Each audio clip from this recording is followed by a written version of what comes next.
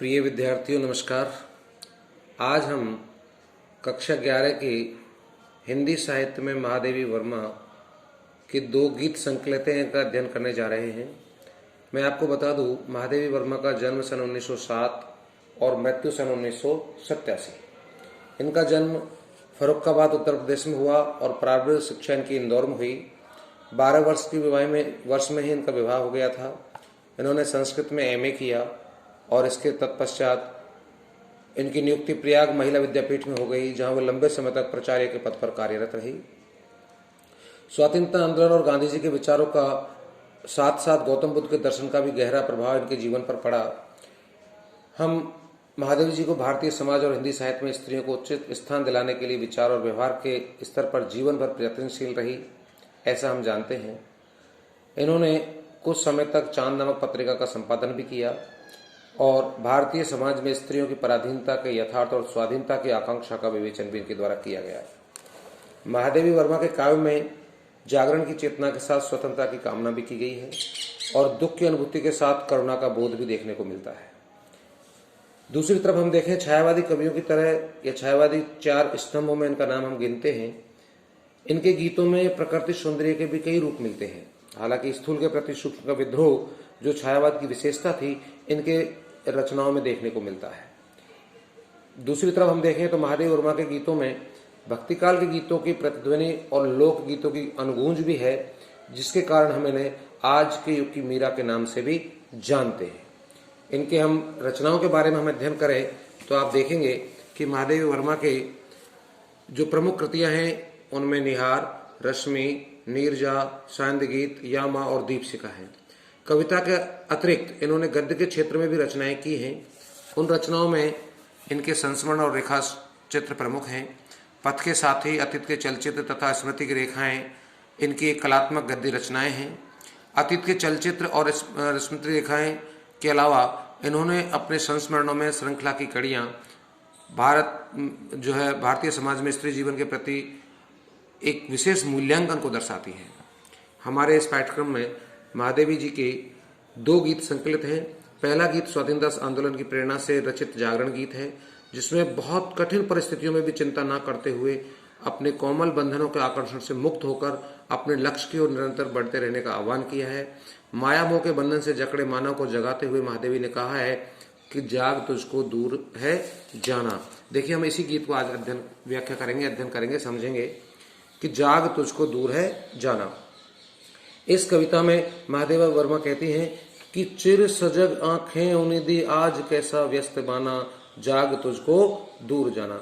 यानी महादेवी वर्मा हमसे कहती हैं कि चिर सजग यानी बहुत लंबे समय से हम सावधान हैं, आंखें उन्नीदी आज कैसा व्यस्त बना, लेकिन और उन्नीदी आंखें यानी नींद में सोई हुई आंखों के जैसा, और व्यस्त बना यानी अस्त व्यस्त हमारे वेशभूषा है, ऐसा मत रहो। हे भारतीय जन, आप जागो, तुमको बहुत दूर जाना है।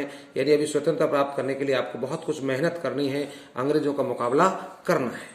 इसके लिए वो हमें सावधान करते हुए कहती है कि चाहे कि हे भारतीय जन, अचल हिमगिरी के हृदय में चाहे आज कंप होले, या प्रलय के आंसुओं से मौन अलसित व्योम रोले, आज पी आलोक को डोले तिमिर की घोर छाया, जाग कर विद्युत शिखाओं में निठुर तूफान बोले, पर तुझे है नास पथ पर चिन्ह अपने छोड़ आना, जाग तुझको दूर जाना।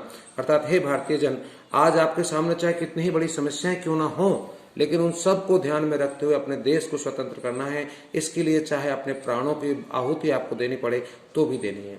कहती है महादेवी कि अचल हिमगिरी के हृदय में आज चाहे कंप होले, चाहे अचल मानी कभी भी अस्थिर रहने वाला, हिमगिरी मानी हिमालय पर्वत के हृदय में आज कंप होले, यानी कि वो भी चाहे कंपायमान हो जाए, यानी भयंकर से भयंकर आपत्ति हमारे सामने आ जाए, या प्रलय के आंसू में मौल अलसित व्योम रोले, या चारों तरफ प्रलय का वातावरण हो जाए और उस प्रलय के वातावरण से हमारे आंखों में आंसू आने का तात्पर्य हम अत्यधिक व्यथित या दुखी हो जाएं, फिर भी मौन अलसित व्योम रोले, लेकिन हमें वहां पर अलसित में आलस में छाया हुआ व्योम मन आकाश भी चाहे रोने लग जाए। कितनी बड़ी आपत्ति हमारे सामने आ जाए कि आज भी आलोक को डोले तिमिर की घोर छाया, चाहे चारों तरफ आज आलोक माने प्रकाश को डोले तिमिर की घोर छाया, यानी घोर छाया, तिमिर मानी अंधकार, अंधकार की घोर छाया चाहे उस प्रकाश को ढक ले, पी जाए, समाप्त कर दे, जाग कर विद्युत शिखाओं में निठुर तूफान बोले, और चाहे विद्युत शिखाओं में, बिजली की चमकीली रेखाओं में भी, चाहे आज भयंकर तूफान आ जाए, पर तुझे है नाश पथ पर चिन्ह अपने छोड़ डालना। लेकिन हे भारतीय जन, आज अपने देश की स्वतंत्रता के लिए तुझे अपने नाश पथ पर, अर्थात अपने चाहे अपने प्राणों की आहुति भी देने पड़े, अपने मृत्यु के, अपने शहीद होने के चिन्ह भी, प्रमाण भी आपको छोड़ने पड़े, लेकिन छोड़ना है, जाग तुझको दूर जाना, तुम अलसाइए मत। या पहली पंक्ति में कहा कि तुम में किस तरह का व्यस्त बाना और उन्नीदी अवस्था में आप सोए हुए हो, आप सो मत। अस्त व्यस्त केस बाना जो पहन रखा है इसको छोड़ दो और अच्छे से अपने जीवन को सुखी बनाने के लिए आज हमारे देश को स्वतंत्र करो, चाहे हमें उसके लिए अपने जीवन के नाश पथ पर भी चलना पड़े, अर्थात हमें अपने जीवन की आहुति भी देनी पड़े। आप जाग जाइए, अभी आपको बहुत करना है, सोने से काम चलने वाला नहीं है। आगे क्या कहती है वो, कि आपको इस तरह अपने देश की स्वतंत्रता के लिए कितने ही यत्न करने पड़े, कहीं आपको ऐसा ना हो आपके जो पारिवारिक मोह बंधन है वो आपको इस ओर से रोकने में सक्षम हो जाए, अर्थात आपको रुकना नहीं है। यानी बांध लेंगे क्या तुझे ये मोम के बंधन सजीले, ये मोम के बंधन अर्थात आपके पारिवारिक बंधन, जिसमें पति पत्नी, माता पिता, भाई बहन के प्रति जो मोह है, या अपने जीव संपत्ति के प्रति जो मोह है, वो आपको रोक ना ले। पंथ की बाधा बनेंगे तितलियों के पर रंगीले, तितलियों के पर रंगीले का तात्पर्य है अपने प्रेम या स्नेह में बंधे हुए अपने प्रेमिका या अपनी पत्नी के प्रति जो प्यार है वो आपको रोक ना ले। अपना पंथ माने रास्ता है आपका कौन सा, अपने देश की स्वतंत्रता प्राप्त करने का। तो स्वतंत्रता प्राप्त करने के इस पथ माने रास्ते की बाधा बनकर के कहीं आपके प्रेम की घड़ियां, आपकी पत्नी का प्यार आपको रोक ना ले। विश्व का क्रंदन भुला देगी मधुप की मधुर गुनगुन, क्या डुबो देंगे तुझे ये फूल के दल ओस गीले। आगे सावधान करते हुए कहती है महादेवी कि विश्व का क्रंदन यानी चारों तरफ से संसार में हाहाकार होगा, कोई स्थिति जो पैदा होगी वो मधुप की मधुर गुनगुन, और इधर भौरे की, मधुप मानी भौरा, मधुर मानी मीठी, गुनगान मानी उसकी भौरे की गुंजार, यानी एक तरफ चारों तरफ हाहाकार की स्थिति पैदा होगी, यानी चारों तरफ द्वेष फैला हुआ दिखाई देगा, और दूसरी तरफ आपके पारिवारिक प्रेम आपको, ये दोनों चीजें क्या डुबो देंगी तुझे ये फूल के दल ओस गीले, ये दोनों ही चीजें आपको फूल के दल अर्थात कोमल स्वरूप यानी आपके हृदय को पिघलाने वाले जो ये भाव है, क्या आपके ओस गीले ये आपको इस अपने जो अपने जीवन का या अपने देश के लिए जो उद्देश्य लेकर के आप चल रहे हो उस उद्देश्य को कहीं रोक तो ना देंगे।